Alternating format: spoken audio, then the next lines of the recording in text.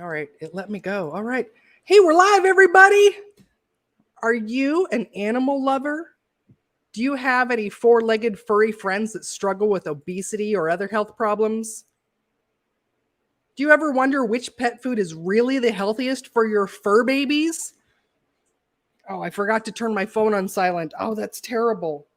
That's a terrible show host etiquette. That's terrible. All right. Uh, hey, everybody, this episode is for you. Stick around, learn all about how low carb diet may be the answer for your pet's health concerns. So, welcome everyone to Keto Chat Live. I'm your host, Carole Freeman. I have a master's degree in nutrition and clinical health psychology. I'm also a board certified keto nutrition specialist.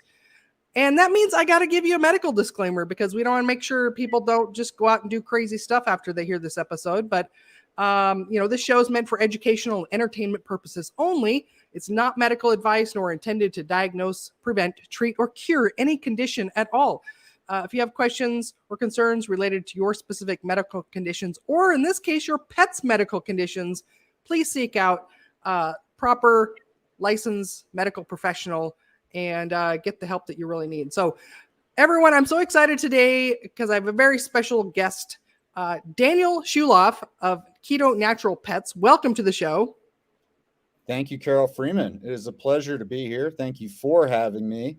Looking forward to bringing the small animal perspective on all the typical keto matters that I'm sure you guys love to talk about. So great. Yeah.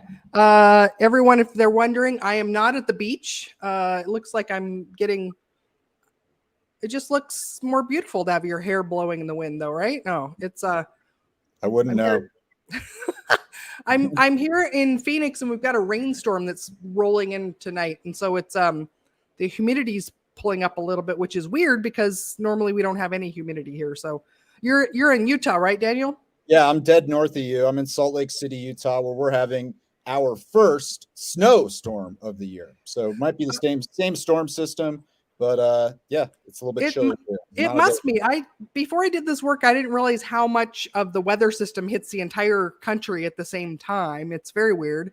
Yeah, I've got clients and coaches all across the country, and some of them reported that in was it like Iowa, Michigan, I don't know, someplace in the middle of the country, they had snow last night as well.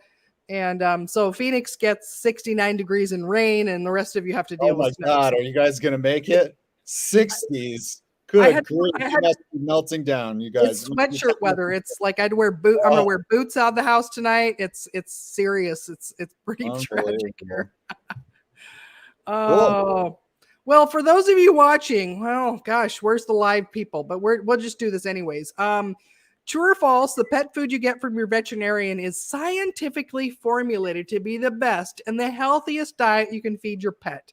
So, if you're watching us later, we get a lot of people on the rerun, the repeat. That's dating myself, right?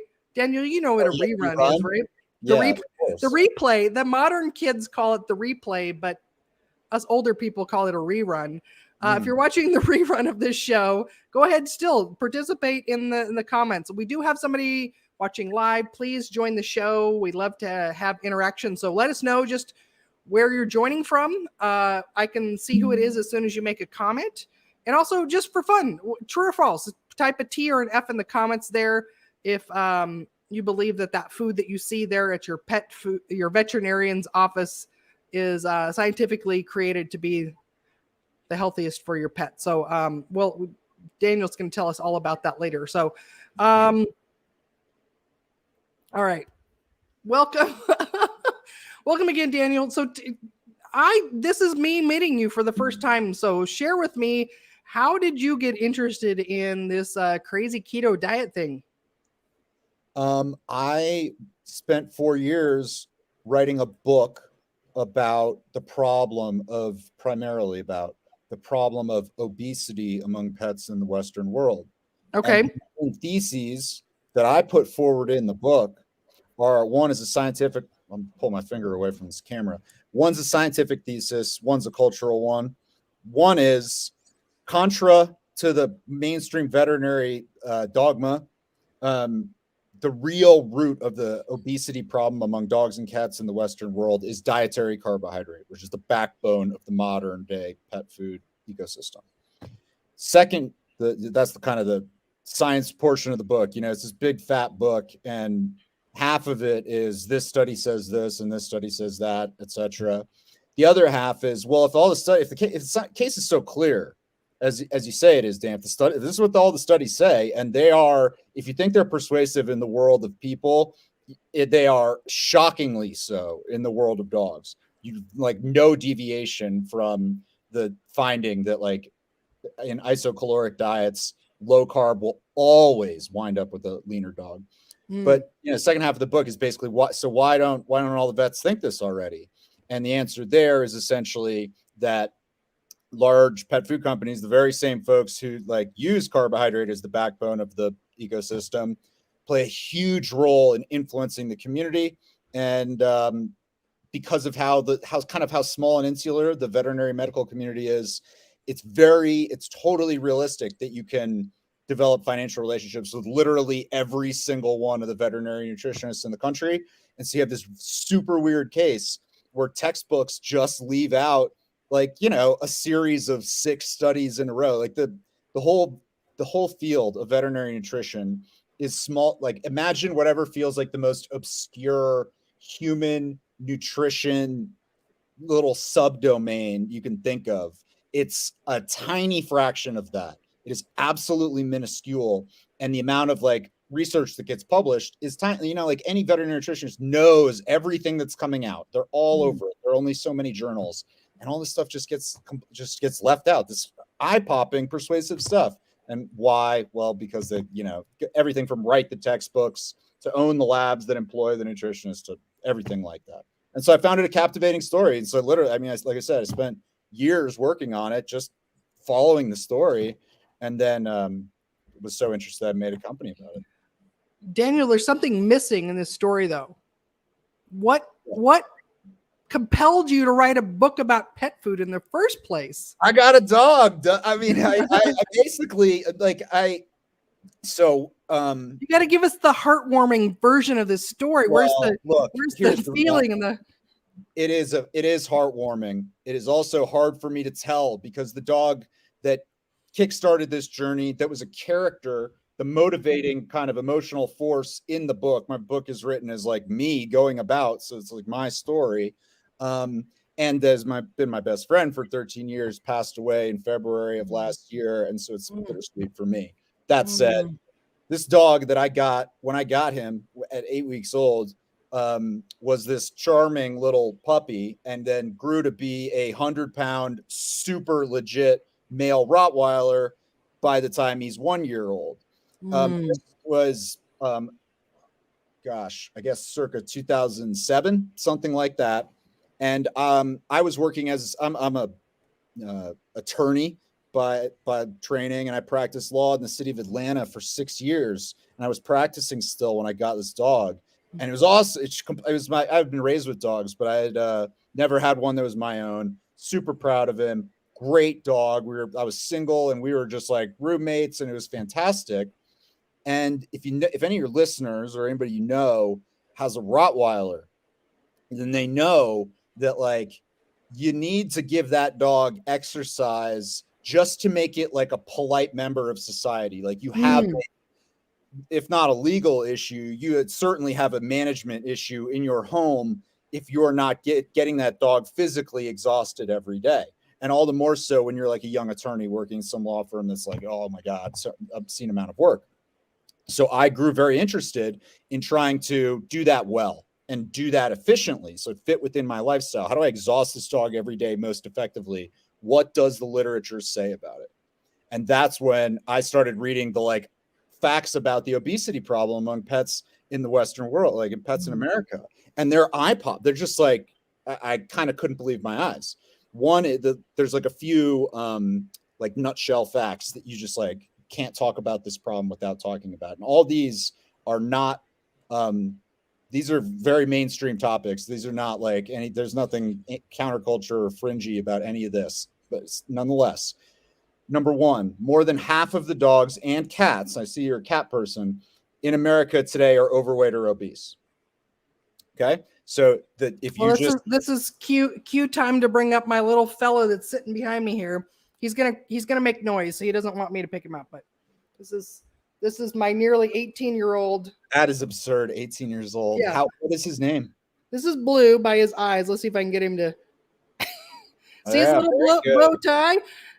But I knew so he has a sister that's sleeping somewhere, and their whole lives I knew to feed them grain free. Like I've had them almost 18 years, longer than I've been doing low carb myself. But I knew even back then that to be the healthiest weight and have the best health outcomes, to feed them a grain-free diet.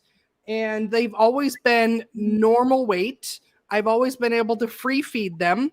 I don't know if you feel the same way or not, but like I think that the only reason that you have to restrict feeding for pets is because you're feeding them a high carbohydrate food. Now, I think the exception is pugs. I've seen pugs that will just eat an entire stick of butter like they have no off switch. So I think there are some exceptions, but I think for most pets, like if you feed them a low carb diet or a species appropriate diet, which is not high carb for cats or dogs, that they naturally regulate their appetite. So I gotta look. I mean, I have to respond to that kind of specific issue because I'm in full agreement, and there's tons of interesting stuff about that specific thing. Nobody's ever done the study. Can you make a dog or a cat obese without carbohydrate? If you get, is it possible for that to happen? No one's ever done it. I go around all the time and I say that's an impossible thing to do because I don't believe you could do it. And the reason that I know that there's at least like, I know how the physiology, like the bio of like how obesity works in dogs and cats. And it's very similar to what you, I'm sure, talk about all the time on your show in the world of people. Like all the biochemical nuts and bolts are the same. The insulin and the glucose and fat tissue, it's all exactly the same. Like, not exactly, but like it maps very nicely. Well, just the insatiable appetite and hunger that comes from like being in a obesogenic state. Like when your body's constantly storing fat, all you have available is high carb foods. Like this is for humans too. Like you're constantly hungry. You can't get the fat to come out for energy. So you're constantly hungry. So I feel so bad for these people putting their cats on diet food. Like I see this more in cats than dogs, but it's the same with dogs. Like then you got to like give them this tiny little portion and then like they're starving until the next feeding time. And these poor little pets, I feel so bad for them. It's like if you just change their diet, they wouldn't have that issue. In the way I framed my book was one of the very first things that I do when I go out on this is I went to Yellowstone National Park. And Yellowstone National Park, you have a group of biologists who form this organization that is called the Yellowstone Wolf Project. It's a publicly funded organization, and it's effectively the premier place in the United States for the study of wolves in their natural habitat. Wolves aren't a very popular species these days. You can find them in a few places in the country. Yellowstone National Park is one of them. So you got this whole big group of biologists that publish basically all the important ecology, like wolf ecology work. Okay? I love that you brought that up. I have my early ancestors on my dad's side were some of the earliest settlers of Yellowstone. I think it's like my third or fourth great grandfather owned the Park Hotel that's there at the outside of Yellowstone. So I've yet to watch that series, but I should do that soon. So I've been there so many times to do just go to Yellowstone, but only once did I go and like stay with the folks who run this organization. And the reason you go there, right, is because dogs and wolves are incredibly genetically similar animals. They're so similar they can breed with one another, which is like, how biologists often think about two species being distinct. Can't breed with one another. Dogs and wolves can. They're incredibly similar. But in terms of how those genes express themselves in the modern world, they couldn't be more different. Literally 0.0% obesity among wolves. And this is like in wild settings and in zoos, like captive settings. Very low chronic disease, like incidence rates in the same kind of way. But what's super, and so you try, the reason it made a good place for me to go at the beginning of the book is there's this dichotomy. How do we explain this same genes, totally different outcome? And it frames the book. But here's how, want to know how Okay. wolves eat? A wolf will eat roughly 10% of its body weight each time it eats. And will then not go, the expression wolf it down comes from the fact that, like, when you take down a huge ungulate, a elk or a moose, there's an obscene amount of meat, and the pack goes bananas for it right away. And these animals consume 10, 12, 15 pounds of meat in one short-ish, not like over a period of a week, like in one sitting. I'm doing the math for myself right now about how much I'd eat in that scenario. Yeah. A 1 pound steak, it is a big deal to eat a 1 pound steak if you're me. Yeah. You know? And Daniel, I just want to comment on how, like, there's some, like, some of the nutrition teaching I had was, well, the answer to not eating too much is just to chew your food 20 times every bite. These wolves don't need anybody. No, slow down. You're going to get fat if you eat your food too fast, wolves. Like, think of how impossible it would be to try to get that precisely right. Like, they eat this one massive meal, then don't eat again for 12 days or something like that. And it's like, so the idea is they're just calibrating that meal exactly right to make it so that over a period, it's like, it's completely absurd. You know what's going to start because of this? It's going to be the wolf intermittent fasting diet. 2020, mark my words, everyone. Now they're going to be like, okay, 10% of your weight you eat once every 12 days. Yeah. Oh, okay. Yeah, good. I see what you're saying. It's a human version of it. We're like, they're always looking for the answer, right? They low carb can't be the answer, so it must be the timing of the feeding. So we're going to do the wolf diet. I'm going to write a book on this. I'm going to make $1 million next year.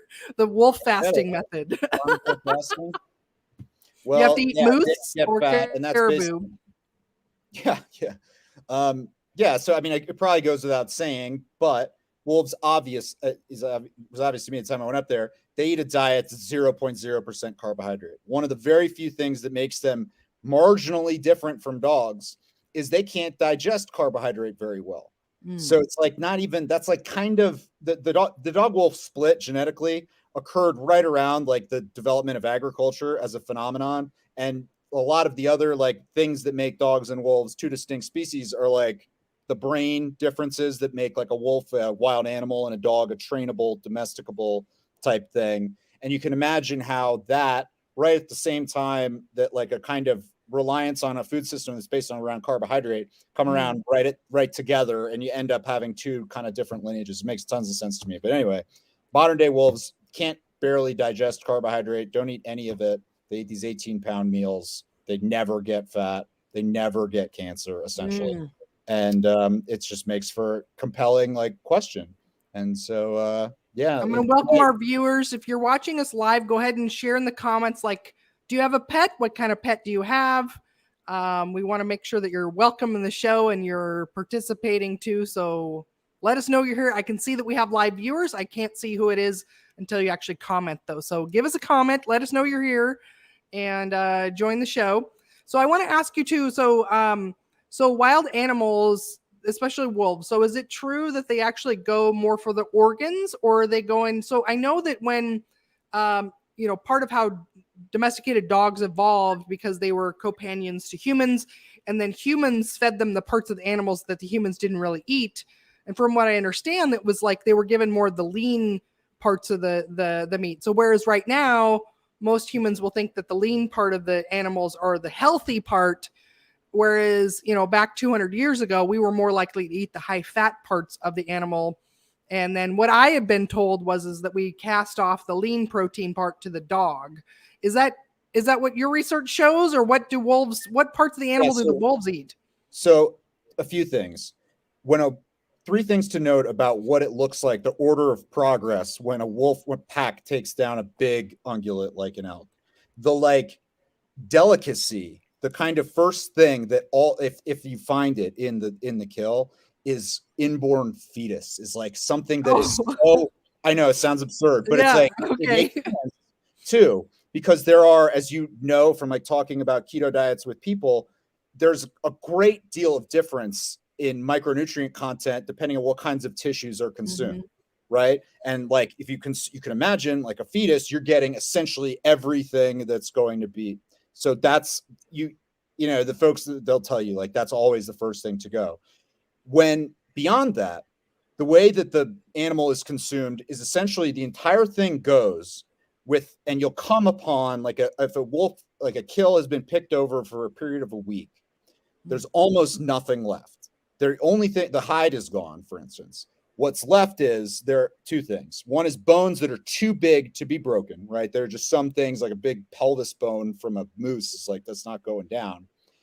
And then the other thing is the rumen, the contents of the rumen. The rumen is that digestive organ that like an elk uses to turn plant matter into energy. And it's a fermenter. And they just have at any given point this big wad of plant matter in their stomach, or what amounts to a stomach. And wolves will eat the entire lining around this wad of carbohydrate content. And you come upon this kill, and it's basically like white, massive bones and a big fat.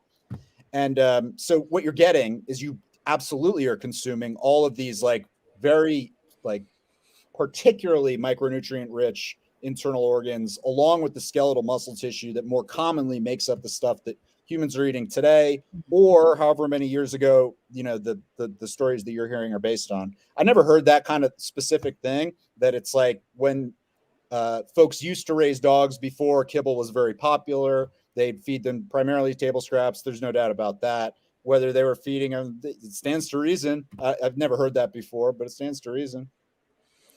There was also stories about how early European settlers to the U.S. actually would eat dogs. This is totally off. This is not even related to what we should feed our pets. I was in Oregon. I grew up in Oregon, actually, and there was like some Lewis and Clark. It was like at a park where they were doing like reenactments of early settlers. So they had like in character people that were acting this out. And I was asking them, because they stay in character when you ask them questions as if they're in the time period, and asking them about, what their relationship were with early dogs. Because there were people there at the park with their dogs. And they were like, actually, we like to consume them. So not fun, not that pet lovers even like to think about that, but that was more 1800s where they started actually befriend them. The idea where, the phenomenon where human beings develop emotional attachment to specific animals is all grounded. The dominant theory of psychology around this is like, it's grounded in some hijacking of an instinct that arose in some other type of place that forced another type of reason. That you had these emotions that bonded you to your children or other people in your community, and then you have this animal around that is doing certain similar-ish behaviors, and you develop this emotional bond as a result of that. But yeah, there are plenty of places in the world where that's not developed, and there's nothing in the modern world where that doesn't develop, and you have people who don't feel any degree of like squeamishness around that subject. I have cats. I love dogs, just to be clear. I've had many dogs in my lifetime. I live in an apartment now, and especially in Phoenix, I feel like if I'm gonna have a dog, I want to have some area that they can go run. Just to be clear for people watching later. Maybe St. Bernard, he would melt if he lived in right now. It's 69 degrees. It would be too much for him. Oh, well, so Daniel, apparently your backstory is that you end up leaving your work as a lawyer to create this dog food company. So how did that all come about? Well, I left it to work on the book full time, basically. I started writing. I found out, okay, half the dogs in America are overweight or obese. The next dog you see on the street is more likely than not to be overweight or obese. That's super weird in and of itself. Second fact that punches you about obesity among pets is that it's worse for them than a lifetime of smoking is for a human being. That obviously they live shorter lives than we do, but on a percentage basis, if your dog is moderately overweight, it's equivalent to you being a smoker for your entire life, which is something that is so that's very unhealthy. If you're going to do that, you're rolling the dice with your health. And this is something that is half the dogs in this country. And it's like, there's never been a single moment in time where we've spent more on veterinary care, when the veterinary medical profession had more people in it, who is more ostensibly well developed. How could those things, those three facts, all coexist? That's what got me interested in, like, there has to be a story here. And just how many, I mean, cats and dogs are sometimes in the same boat with this. Is like, how many of them have diabetes and like, it's different medication? And it's absurd. You like canine diabetes was like, that was not a thing that existed not too long ago. There's like, you can be born with like, there's no kind of, the type 1, type 2 typology doesn't exactly line up, but no developmental form of diabetes. There was nothing other than what dogs are born with, like, was not a thing. And now it's an actual thing. And like the textbooks are kind of having to be rewritten to reclassify this disease that's now, it doesn't function just like type 2, but it's like, it's a very common thing. I mean, now if I fast forward 12 years or whatever it's been since I started the book, I like you said, I started a dog food company, and a huge chunk of what we do, our business, is people whose dogs have diabetes, because we sell low carb dog food. And the standard of care, if your dog has diabetes, the prescription only food is 40% digestible carbohydrate. Which is low carb in their like, compared to what regular dog food is, right? And it's just like, our kibble is less than 5% carbohydrate. So dogs switch over to it, and it's like the blood glucose and insulin numbers are completely different right off the bat. It's night and day. But it's like the degree to which the veterinary community, like, they're not even hip to that as an idea is like staggering. But anyway, yeah, all these other diseases are shockingly common. I focus on obesity in the book, but like all these other chronic non-communicable diseases that can't be explained other than by some kind of environmental or cultural type of phenomenon, right? They're not getting transmitted we have to be careful how we talk about whatever the pandemic that's going on, right? It's non-transmittable diseases, and yet they become epidemics. So anyway, how does that happen? That's the story I tried to answer in the book.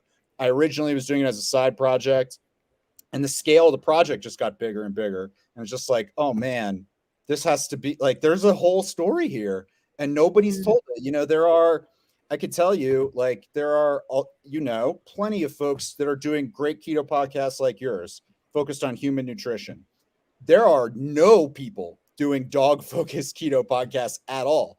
And while, Gary Taubes became a friend as I was working on my book, and he inspired me a lot of the work that I did. But like, since he published kind of his big books, there have been, I mean, how many hundreds have been written about various keto diet strategies? I still am really the only serious book in the doggy world. So like at that time, it was just like, oh, there's such a story here and nobody's told it. I have a duty to kind of do this right. And I was a single guy that had saved up money, that had the kind of intellectual hubris that you get from being a lawyer at a high level. And I took it on. And that's where it went. How do we break through though, right? Because I remember a friend of mine that his cats were having kidney issues, and so then the vet put him on, I won't name specific names, but the brand you get at your vet's office that was the kidney formula. And it wasn't very long after that, then the cat passed away of this issue. And I said, perhaps a grain-free diet. Like, that's just like the baby step into low carb. A grain-free diet for your cat would be optimal. No. My vet has this under control. My vet has recommended this specific dietary formula from this specific brand. Why would I listen to you? You're a human nutritionist. What would you know about helping a cat not have kidney issues? So how do we break through when people, humans have the same issue where it's like, no, my doctor's managing my diabetes for me. I can't do this low carb thing. It's the same thing. Like, people, we're trained to listen to the vet as knowing what's best for our pets. Like, how do you answer that?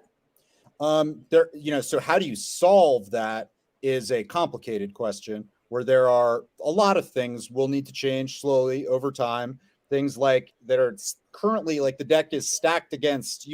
I wholeheartedly, with every fiber of my being, believe that I am right, that we are right about the relevant scientific issues here. Well, and all you got to see is like you put a sick or overweight animal on this diet and then it reverses very quickly. Same with humans. So, I mean, that is persuasive. Don't get me wrong, but that's subject to the argument of like, oh, well, this is anecdotal. Like what? There are a dozen different studies where doctors have done this effectively the same experiment, where they take two groups of animals, either dogs or cats, and give them exactly the same number of calories. It's doing isocaloric feeding trials in human beings is hard, right? Yeah. Oh, this is fun. Okay, I can't wait to hear this. Dogs and cats, super easy. You just put them in kennels, and it's like you know exactly how many calories they're eating. You don't need a metabolic ward. Every single time that experiment has been done, you get the exact same outcome, which is the group that gets less carbohydrate, but the exact same number of calories as the high carb group ends up the lean group. And when they do it and really flip the numbers, they get absurd. You get like 6 times different in terms of fat gain or fat loss. Just by swapping 1 calorie of protein for 1 calorie of carbohydrate, exactly the same number of calories. And it's like it's not a cherry picked. I'm not characterizing that. I mean, there's at this point you have to take me at my word, but you can read it in the book and catalog where I go with it. But like, it's been done more than a half dozen, almost a dozen different times. Not once has there been anything other than that finding where it's like same calories, one gets low carbs, they end up lean. That's not if you can't believe in the practice of science, you can't believe in the relevance of experimental evidence and say that that's wrong. And yet that is a completely fringe position in the modern veterinary community. So the issue of how do you solve for it, the issue of how to explain that to somebody is one thing. You know, it's like there are some people whose way of thinking about whether something is true or false in the age that we live in, as we do this Facebook Live thing, is the problem of information versus misinformation and what constitute what and how do we think about what's true and what isn't is so fascinating to me. It's just like such an interesting time for it. But there are plenty of people, rightly or wrongly, whose way of dealing with an issue that they don't yet understand is to say, effectively, find an authority that they trust and go with what that person says. Plenty of people, more, smarter people than us. And for some of those people, their position of trust in when it comes to veterinary nutritional matters is they're the veterinarian that treats their dog. And how do you break through that? You are going to struggle. You're going to have to get a veterinarian that is willing to engage with you and your argument on the evidence. Otherwise, you can't win them all right now. Long term, how do you change the fact that the veterinary community views this as a fringe position? Oh, well, that's my life's work, basically. And don't let my hair fool you. I'm barely 40 years old. I've got plenty of good years ahead of me. And there's a regulatory element. There is a legal element. There is a generational change in the veterinary community element where rising vets can be exposed to different information so that that all you see is all there is phenomenon is less exposed. So there's a million things, but it's sad. There's going to be a lot of animals that live considerably shorter lives than they ought to as that period of time goes by. I know you just cut me off when it feels like I'm doing too much because I know I talk so much, but let me tell you one fact. In the United States, when the Surgeon General's report on the health effects of smoking came out in the mid 1950s, when the Surgeon General stood up in front of the country effectively and said, "This stuff gives you cancer. We see it." The highest health authority in the United States. Smoking rates began to decline in earnest when? In the mid 1980s. About 30 years needed to pass before between the time that the top health official in the land said we figured it out and people started to actually change as a result of it. That's how long indoctrinated contra industry change takes. It is just you're fighting against big, very well, stuck in and well-financed bodies, and it's just you got to keep fighting.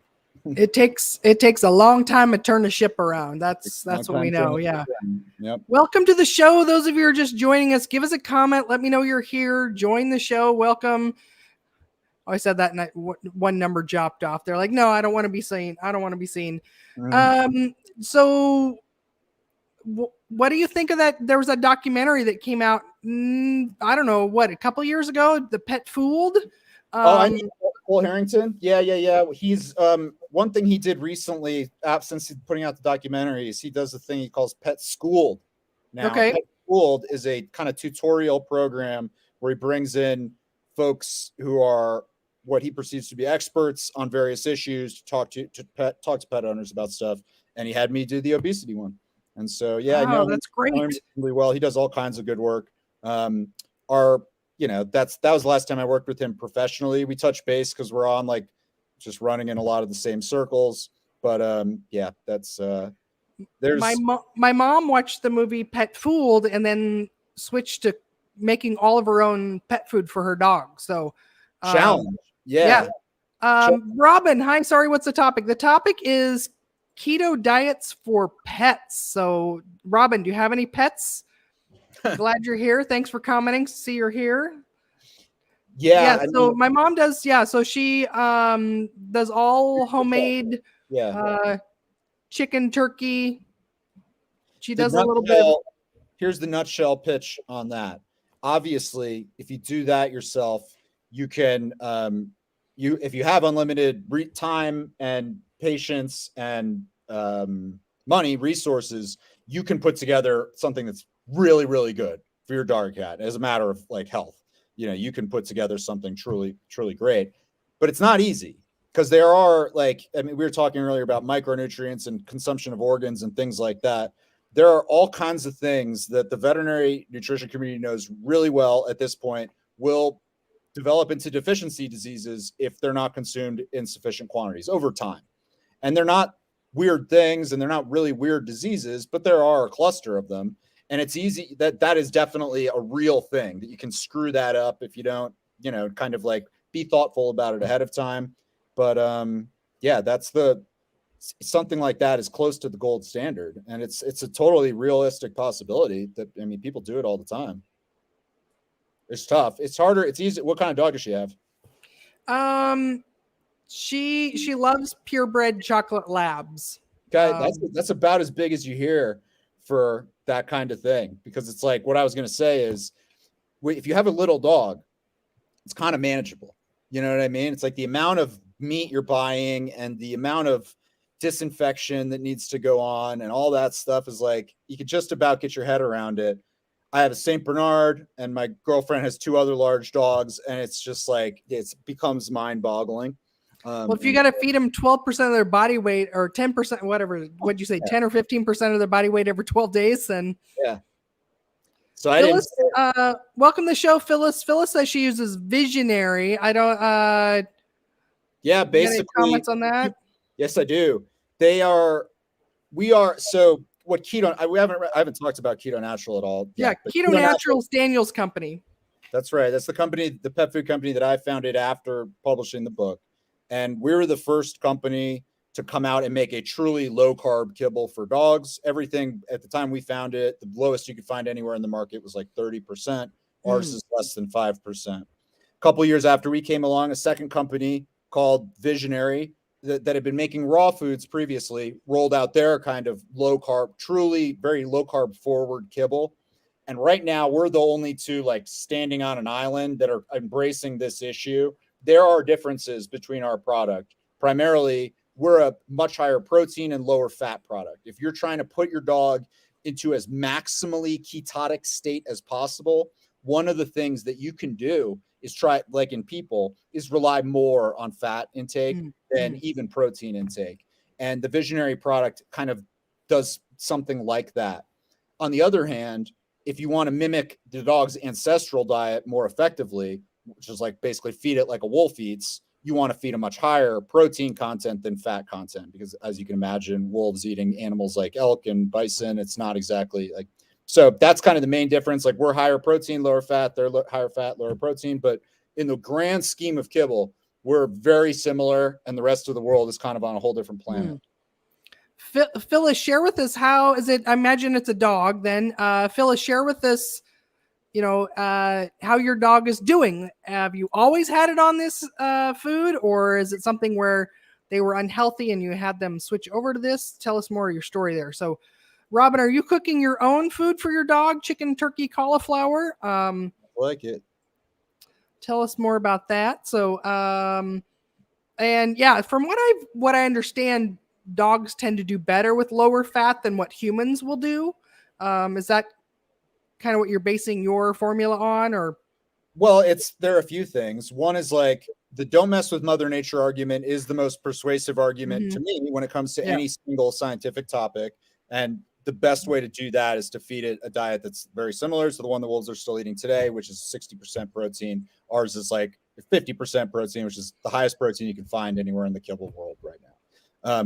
That's point number one. The second is another major, it's hard to call it like a chronic disease really, but it's something that every dog will encounter as it ages, is like age-related muscle wasting, what's called sarcopenia. It's a huge problem among pets. And it's basically, did you call it barcopenia?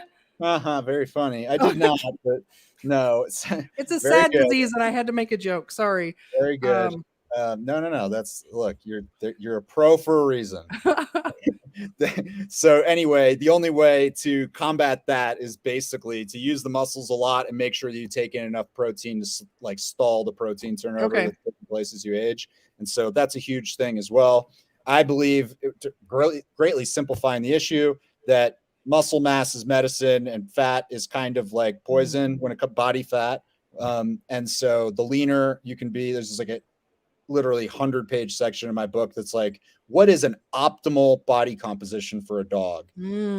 Very simple summary of the answer is you really can't be too lean. Like the leaner the better. Okay. Interesting.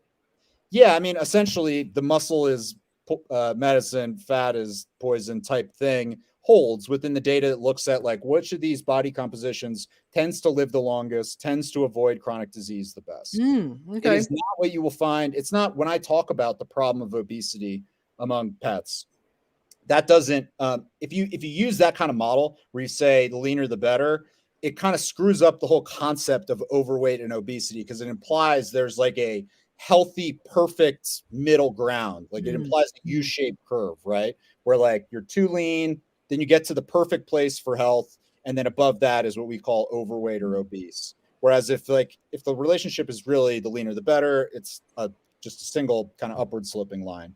That said, Robin, what kind of pets you have?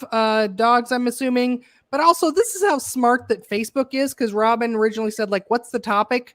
But Facebook knew Robin had a dog, so Facebook told Robin about this live stream. So thank you, Facebook, for sharing with people that have pets here, but also Phyllis as well. They know Phyllis has a dog too. So I can't remember. I think what I was saying is that, yeah, the veterinary community will tell you that the best that they basically, what is mainstream is the U-shaped curve, where like a reasonable amount of fat, but not too much is what's best for your dog. That is not what the evidence reflects. And so it's not what I tend to push people for. And so if you really want a dog that's like nice and lean and healthy in that way, it's got a lot of muscle mass on it. And that's a protein thing, not a fat thing.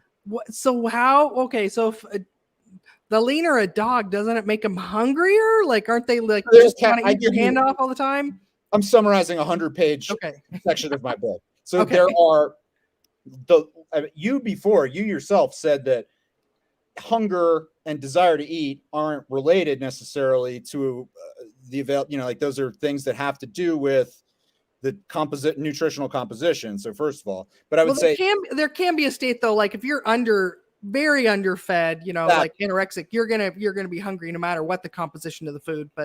And so the two kind of caveats to the leaner is better is number one, if you start losing muscle mass. So leaner is better, but thinner is not better, right? And so if you can watch the animal is beginning to lose muscle mass, that's an indication that it's become too lean. Yeah. And then the other is reflected in energy. Basically, if you notice energy changes, loss of energy, lethargy, that is also a signal that the animal is like under fat and its body is trying to conserve that by like it's reflected in the energy change. So but along with the tiny, that is like that is like not a practical thing to worry about. You know what I mean? Like, especially if they're eating that high of a protein diet, they're going to have plenty of muscle mass. Yes, but I just mean like it's half the flawed, in my eyes, model of overweight and obesity. By even that standard, half the dogs in America are overweight that. And it's like the number of dogs out there that are like truly like very, very, very lean is just super rare. That's just like not even a thing.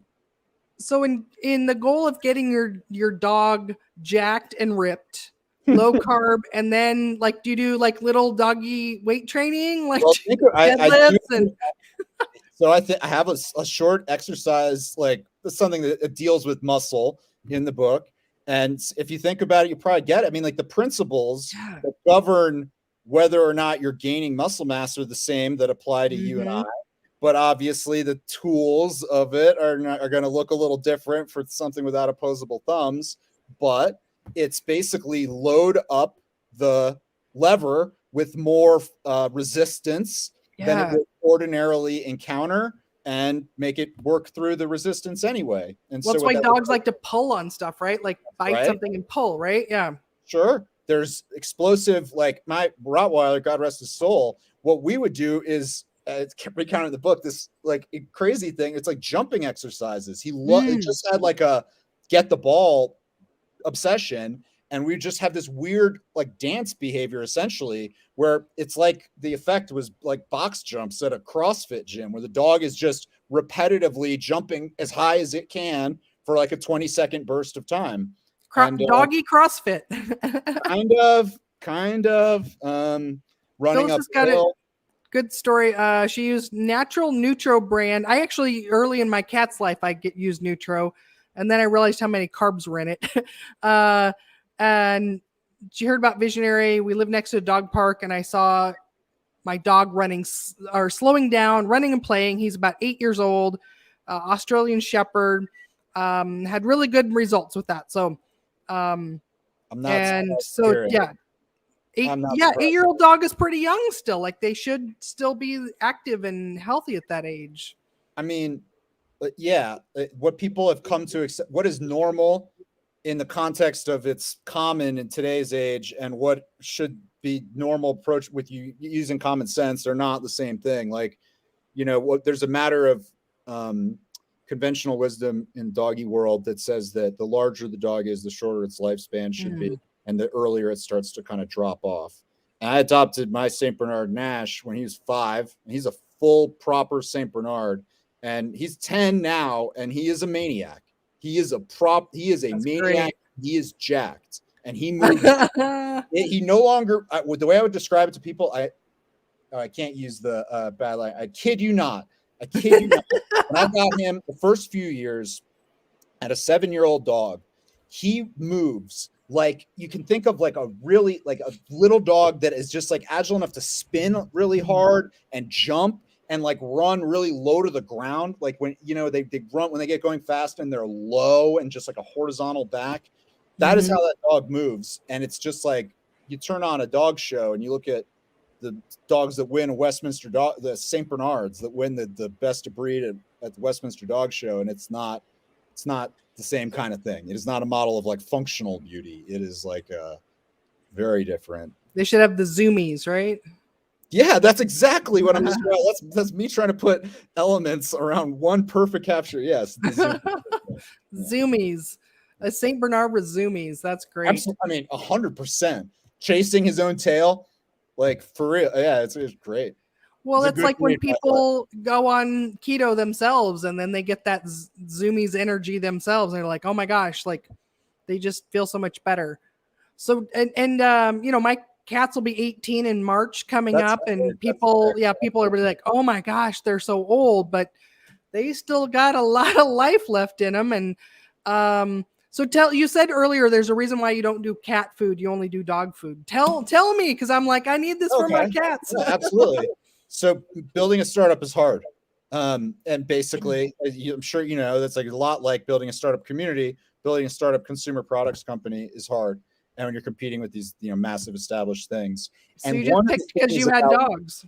You love dogs. You started with dogs because you love dogs. Well, I did. I mean, that is what got me into the topic. But now that we run a business, there's a subtle thing that's like, it's just unfortunate, but true. When when I'm trying to reach people on the, like, we have to pinch every penny. We have to think about how much are we paying to reach each new potential person? Are they exactly the right person for us? How much does your cat weigh?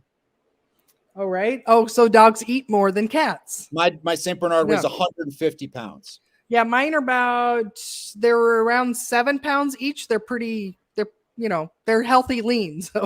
So my dog has to eat 20 times what your cat has to eat.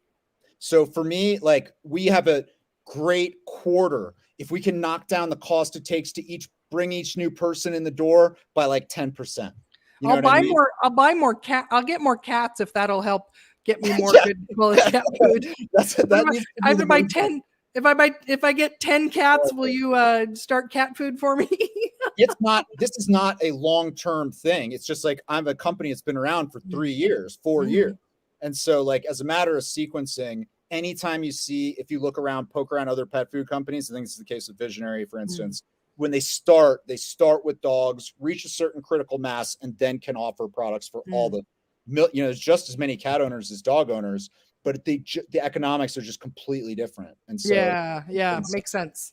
But in a lot of cases, the amount of difference nutritionally between a product marketed for dogs and one marketed for cats is pretty darn small. The nutritional requirements have important distinctions between what a cat absolutely requires and a dog doesn't absolutely require. There are differences, but 7 or 8 out of 10 pet food products hit both. I'm not going out there saying you should feed your cat Ketona, our like flagship product. But I will tell you that it is not the case that there are fewer than 10 of our customers that are feeding it to cats right now. It's like a common-ish thing. Okay. So are nutrient needs similar enough that it? Yes, that's what I'm saying. Okay. Like there's more overlap than difference. It's not like a herbivore, a whatever, like a grass grazing animal and a wolf. It's like the main one that you hear about all the time that's real is that, like, cats cannot synthesize this amino acid called taurine on their own. It's something that's found in meat products. Dogs, if you give them certain other amino acids, will make it themselves. So cat food needs to include taurine regulatorily. If you want to sell it in the US, it's got to contain it. I see. Okay. Dog food, there's a big hullabaloo going on right now that's like, oh shoot, maybe we were wrong the whole time about the dog taurine thing. But that's a big distinction. And so that's why you have to be careful. Like, many dog food products contain plenty of taurine. It's found in meat. Like, our product is 80% meat, but plenty of companies are sneaking a lot of their protein content from, soy or what other plant source. If you do, you can like cat's life at danger. Just so like if you just assume that you can feed either way. Well, that makes sense. Is like any animal has amino acid needs. And if you eat enough high quality protein, you can meet those needs. Yeah, exactly. But if you're eating an 80% carbohydrate diet, you're not getting enough protein in general, then you need to supplement with these amino acids. So it makes sense like why traditional cat food then needs to have added taurine, because it doesn't have enough protein in general so they can get the taurine out of real protein. All of it. So much of what comes to constitute the like nutritional contents of pet food is around like these minimum requirements that have been built into the regulatory system. And so many of these products it's about barely making it and then just framing it as something that feels healthy. But the reality is that the delta between like what is the regulatorily like required minimum amount of protein and the amount that a garden variety wolf eats is like a 3x. You know what I mean? Like, it's a completely different way of eating. And it's an obscene situation that has produced obscene result. Like the results they defy all common sense when you see like how unhealthy these animals are. But you come to see like how much, how there's a big story there, and you should check out my book if you want to understand it in any kind of serious detail. Cole's movie's great too. I think it's a great movie. Here's another question for you. How often does your dog need to go get its teeth cleaned when it's eating a high protein diet versus a high carb diet? Okay. I don't know the answer to what is like. No. I don't take my dog. I'm not, when I think about health for my dog, it is about function and avoiding disease, in the sense that disease is causing some kind of material damage. I don't view like my dog's bad breath, such as it is, as being a reason to bring him to the dentist. I get marketed a lot of dental care for my dog, and I am constantly confronted with being for reasons why it's bad. But I don't buy into the notion that he needs. I've never seen a functional thing. I'm sure there are some folks who would tell me I'm wrong about that. But look, I've read the same stuff you've read. That's like I told you before about a difference in how wolves and dogs can digest carbohydrate. Mm-hmm. Wolves cannot make the enzyme amylase very well. Amylase, the enzyme that you, me, and our dogs starch digester. Yeah, that's right. Starch digester. Can't even say it. Starch digester. Where do you get it? You get it primarily in the saliva. Mm-hmm. And so it's like, you put a piece of bread in your mouth and you leave it there for a while. It starts to taste sweet. Mm-hmm. It's the starch breaking down into glucose. So think about the implications. I mean, like this is Keto 101 for all your people, but it's like in the veterinary nutrition or the doggy world, it's kind of like, oh yeah, like my dog is having a mouthful of sugar all the time, every day. Mm-hmm. I wonder if that's good or bad for its teeth. Like it's the most obvious thing in the world. And well, I just know for myself that going keto, that it was like my teeth hardly ever felt dirty anymore. Still brush them, but it was like, don't get cavities. Your teeth never have any plaque on them. Like the plaque just comes from eating carbohydrates. And so you eat a low carbohydrate diet and your teeth are just really healthy. And so I've always wondered about with like pets, these like $1,000 teeth cleaning bills, because you got to go I can't even say anything today. Anesthetize, still couldn't say it right. Your pet to clean their teeth. That's right. And that's just a normal part of taking care of your pet. And it's like, well, if they're on a low carb diet, just like wild animals, like they don't have toothbrushes, they don't have dentists in the wild. Like, it's why do we? One of these things where it's like, if this happens over and over again in this country and in the developed world these days, an industry takes off and it creates a product or service that's fantastic for a million ways. In the case of kibble, it's an amazing product in a million ways. It's like, it will keep your dog alive. It absolutely will. It's shelf stable forever. Scoop and serve, super easy. It's very inexpensive. It's like, this is a great product. And it becomes, because it's so great, becomes a huge industry. And then after it's a huge, very well-established industry, science starts to go, oh God, we didn't realize it at the time, but it was bad. It does a bunch of bad things. And so then instead of you're not beginning at square one. You start to see all these absurd things like dental care for dogs to address a problem that was never really something that was happening in the first place. And it's just, it's a weird place. The veterinary, it's a weird place. So your book is Dogs, Dog Food, and Dogma. So everyone go get a copy of that. Actually, let me. That's the answer. If you go to KetoNaturalPetFoods.com, I will give you a ebook copy. I won't send you. What? Did you hear that? Did you hear that, people? Go to KetoNaturalPetFoods.com. You can get the ebook for free. Is that what you're saying? Yeah, you can get the ebook for free. I will. If you ask nicely, I can mail you an author's copy of it. Oh, with the signature and everything. I'm only one state away. That doesn't scale. But there are the reason that I'm willing to do that is because we also do look, I control the company and the contents of the book, and so I can make the take home points. If you're not able to sit through a 400-page book every week, you can read the one-page summaries of all the key issues. If you go to the same library where you can download the whole book from.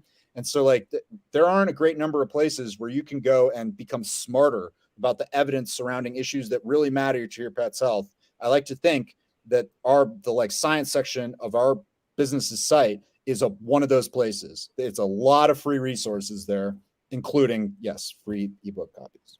And I see currently, as of the recording and broadcast of this, that if you go on the website too, there's a 15% off.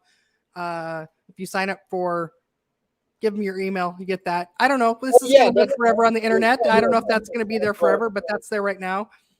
You sign up for our email list at this moment. That is something that we are doing. And we're just like, there's no commitment, but we send out like, there's, when you're, you know it too, when you're running a small organization, you got to wear a lot of hats. And so I got to wear a lot of hats, but it's something that I really, as you, I hope can see from this, I really enjoy doing is this type of thing where I'm appearing on somebody else's show, trying to kind of transmit my unique little thing. And being on our email list is a really good way to keep up with all that stuff. Like we do a good job of curating from like our specific perspective, the relevant news and information that's coming out in this domain. And so signing up for our email list is a good way to do it. Are you doing a subscription yet? Like a monthly pet food? Yeah. Absolutely. Yeah, exactly. We have a calculator on the site that's like, you can tell us, 5 or 6 things about how much it weighs, how old it is, how active it is it obese right now or not? And we calculate exactly how much it needs a day. We ship it to you exactly when you need it, so you'll never run out. Super handy. You can also buy the individual bag as you want. Some folks, for instance, like you, some of your listeners who made comments before, like I feed my dog, raw meat plus whatever. Some of those kinds of people will often use like Ketona as a, like raw meat's not always doable. You go camping or something like that. You're on vacation. It just becomes like too hard. That's a good way. Like it's a kind of supplemental thing for them too. So you can buy it by individual bags if you want, buy it on Amazon, or you can buy it from us directly. Made with love in the Mountain West of America. Made in America? Is that what you said? Made Mountain West? Well, look, the dog food capital of the world. I mean, look, nobody wants to hear about this, but dog food capital of the world is actually in like the Great Plains. It's like outside of. I've always flying to Kansas City to go to like the folks like the factories that make our food have places all throughout the United States. It's all the United States, but some of like the core stuff is in outside of Kansas City in the sticks, like 2 hours outside of Kansas City in towns where there's nothing going on but dog food. And it's like all these companies have their stuff there. Wow. And well, yeah, I know it seems super weird. Yeah. And then it's like, oh, no. This is it's another indication. This is essentially a cereal grain company. This is a company that's like General Mills. They're just in the middle of a cornfield because that's the best place. And that's what dog food is that, but it's made to look a little meatier. And that's, Blue Buffalo got acquired by General Mills. It's a cereal company. So Robin's going to go to the website and get a copy of the book. So Robin, thank you. Can't wait to read it. Excellent. You know how to find me if you have questions, Robin.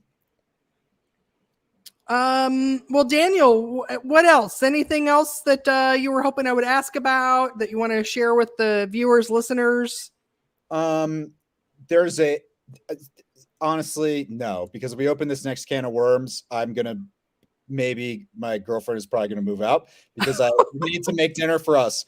But I will tell you this, if you have folks that are listening live or in one of the recorded versions of this, something that is on, if you're a pet owner, reasonably informed about what's going on in the world of pet food, such as it is, there's an issue that's gotten it a crossover, become a mainstream issue over the past 3 years in the veterinary nutrition community. It's a dog one, not a cat one. So if you haven't heard of it, don't feel bad. But it's whether grain-free pet foods cause this rare heart disease called dilated cardiomyopathy. Oh, and that sounds like a good scam to get you to keep buying the grain stuff to me. It's an absurd story. And I am very proud of the work that I've done on my book. It took me a really long time. But I have done the stuff I've done concerning this story, the original reporting, the stuff where like I've got the emails that nobody else has that show where it all came, is like really, it feels like it is. Anytime I explain it to somebody, I go, you're going to either look at me and be like, this dude is wearing a tinfoil hat until I walk you through everything. And that's fine because it's something that takes, this is what I'm saying. It's like, oh, we can't do it. if you get enough of a positive response or enough people asking about this question, have me back and I can talk through this stuff, because there's a very big story there. And this is something that's like covered in the New York Times, covered in the Washington Post, like big mainstream sources of news, and a lot of pet owners that like are curious. And there's a lot to be said. Wow. Next time. Wow. Well, Daniel, this is so important. I'm so glad you're here. I love helping humans be healthier, but most of these humans I help have furry animals that they love just as much as they love their humans in their life. So this is really important to get this information out. So I'm so glad that you're doing this work. I'm so glad you're on this planet. I'm so glad that I'm sorry for your loss, but I'm also glad that you had something you loved so much that made you do this work. So I'm going to, you know what? Christmas present I have several family members that have dogs, and I'm going to send them a bag of your food. They need it. So yeah, that's sweet. That's great. It's a big part of the motive. Like I love animals, but what really, really, really turns the crank for me is when I have a person. It's like the same. It's the other side of what the issue is described. I don't have your emotional relationship with your dog. You do. And when I talk to a person that's like, oh my God, this helped me with my dog so much, I'm really thankful for you. That for me is like that's the really gratifying feeling for me. So it's mirror image. Wonderful. Wonderful. I'm going to close out this broadcast, but don't leave, because I have a question for you that I want to ask off air, if you don't mind. Okay. And then the viewers are going to be like, what did she ask? Ask in the comments and I'll tell you later. So, thank you everyone for watching live and the recording of this. Up next in coming episodes, I've got some special guest comedians coming in. So comedians doing keto. So hopefully that'll be fun and entertaining to share their stories with you. Remember, sharing is caring. Share this episode with a friend, pet lover that's in your life. And remember, help us grow the show, and we will help you shrink. Your pets too. You want slimmer, healthier pets. So that's what this episode has been about. Thank you, Daniel from KetoNatural Pet Foods, for being here today. Thank you for having me. It's a real pleasure. It's just awesome. I love it. Thanks, everyone. We'll see you next time. Bye.